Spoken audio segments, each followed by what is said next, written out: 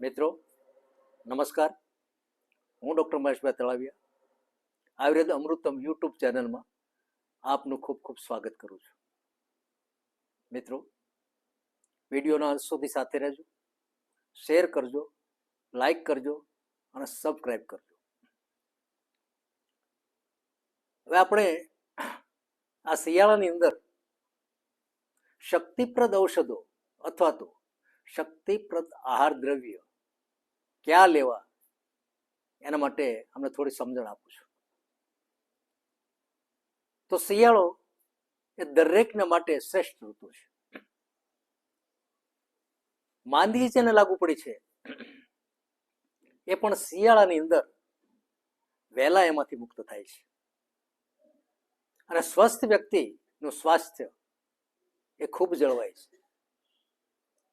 એટલા માટે તો આયુર્વેદનું પ્રથમ સૂત્ર છે કે સ્વસ્થસ્ય સ્વાસ્થ્યમ રક્ષણમ આતુરસ્ય રોગ પ્રશમનમ.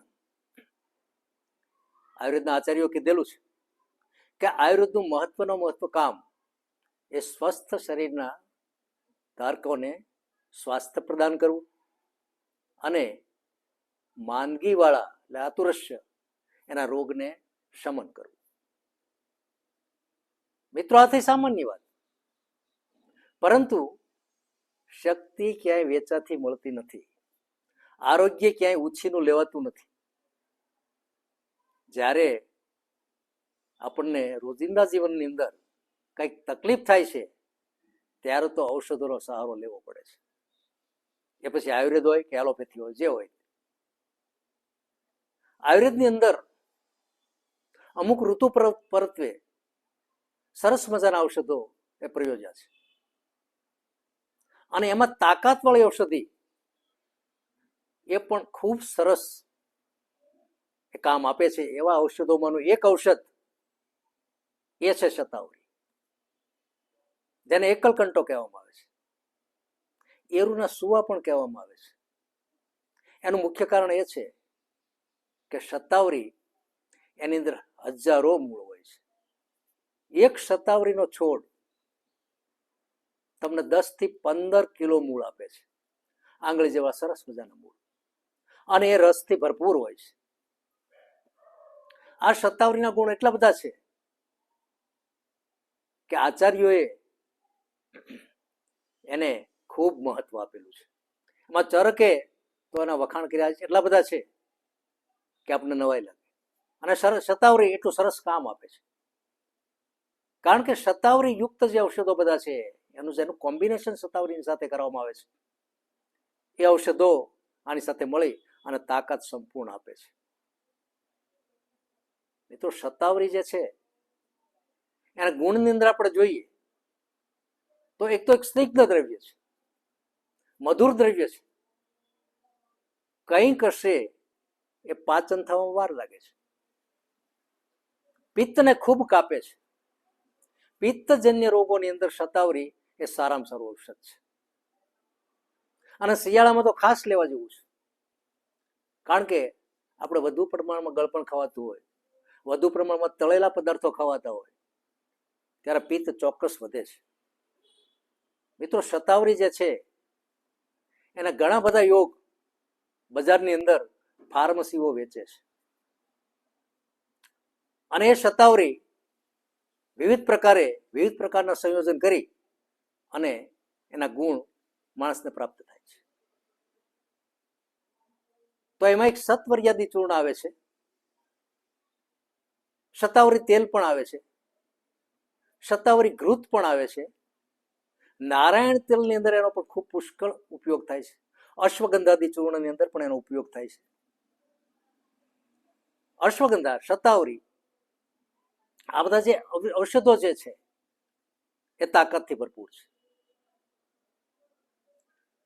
અને શતાવરી એટલું બધું સરસ કામ આપે છે કે એના માટે એક ઉક્તિ છે કે શતાવરી શત પરાક્રમ કરે, વય સ્થાપે શરીર, બુદ્ધિ અર્પે બળવાન કરે, ધાવણ અર્પે ધીર. એટલે પ્રસૂતા સ્ત્રીઓને પણ એટલી જ કામ આપે છે. સતત લેવાથી એનામાં સ્તન્ય ખૂબ આવે છે, ધાવણની ખૂબ વૃદ્ધિ થાય છે. માણસને એટલી જ તાકાત આપે છે, બળવાન બનાવે છે, બુદ્ધિ અર્પણ કરે છે, કારણ કે એ મેધા પ્રાપ્ત કરાવે છે. મેધા એટલે બુદ્ધિ. શતાવરી રોગ પ્રત્વે ખૂબ કામ આપે છે, અને ખાસ તો વાયુજન્ય રોગની અંદર પણ કામ આપે છે, કફજન્ય રોગની અંદર પણ કામ આપે છે, પિત્તજન્ય રોગની અંદર તો અનહદ કામ આપે છે. જેને એસિડિટી થઈ હોય, અમ્લપિત્ત થયું હોય, એના માટે શતાવરી અવલેહ, શતાવરી ઘૃત અને શતાવરી તેલ લેવા જેવું છે. શતાવરી ઘૃત 1 ચમચી સવારે, 1 ચમચી સાંજે ભોજન પછી લેવામાં આવે તો એસિડિટી છે, અમ્લપિત્ત છે, એ ઘણા અંશે કાબુમાં આવે છે.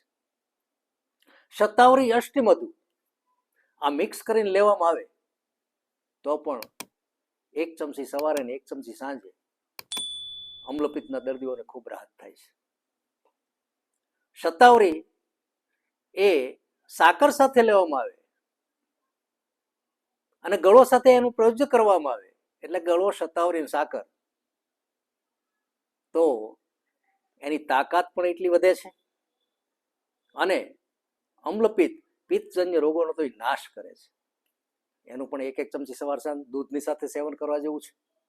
ગાયના દૂધ સાથે શતાવરી સતત લેવાથી આંખોની દ્રષ્ટિ એ સારી થાય છે, આંખમાં નબળાઈ હોય તો દૂર થઈ જાય છે, અને ખાસ તો શિરઃશૂલ, જેને માથાનો દુખાવો આપણે કહીએ છીએ સામાન્ય ભાષામાં,